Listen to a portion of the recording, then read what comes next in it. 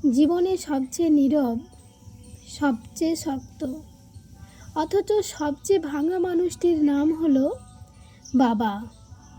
তিনি কান্না লুকিয়ে রাখেন, দুঃখ গিলে ফেলেন, ক্লান্তি চেপে রাখেন।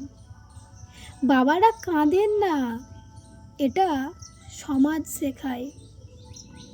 কিন্তু প্রতিটি বাবার মনেও লুকিয়ে থাকে এক সমুদ্র গোপন কষ্ট। একজন বাবা সারা জীবন পরিশ্রম করেন তার পরিবারের জন্য, বিশেষ করে তার সন্তানের জন্য। তার নিজের কোনো চাওয়া থাকে না, থাকলেও তা মুখ ফুটে বলেন না। শখের জামা কেনেন না, প্রিয় খাবার খেতে পারেন না, কখনো ক্লান্ত হয়ে অফিসে যান, শুধু যেন সন্তানের মুখে হাসি থাকে। বাবার জীবনটা যেন এক ছায়ার মতো, দিনের আলোয় তা দেখা যায় না, কিন্তু সূর্য ডোবার পর যখন অন্ধকার নেমে আসে তখন বোঝা যায় সেই ছায়া কতখানি আপন ছিল। একটা সময় আসে যখন সন্তানেরা বড় হয়, নিজ নিজ জীবন নিয়ে ব্যস্ত হয়ে পড়ে, তখন অনেক বাবাই চুপচাপ হয়ে যান।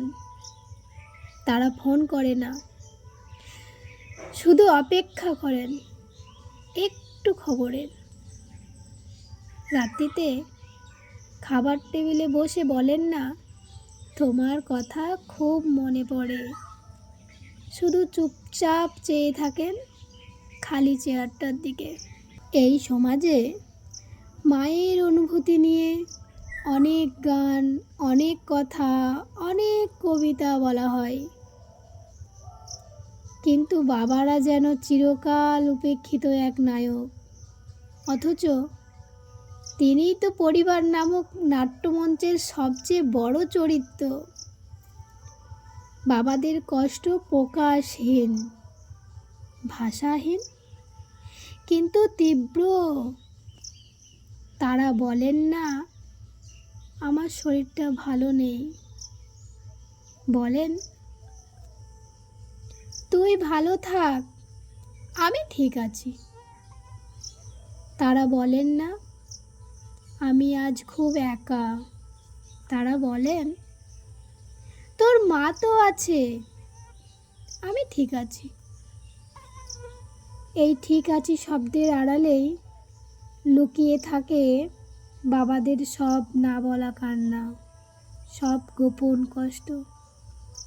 তাদের জন্য হয়তো বেশি কিছু করা যায় না, কিন্তু একটিবার বলা তো যায়, বাবা, আমি তোমায় অনেক ভালোবাসি। হয়তো এই ছোট্ট কথাটি হয়ে উঠতে পারে তাদের সমস্ত কষ্টের বিদায়।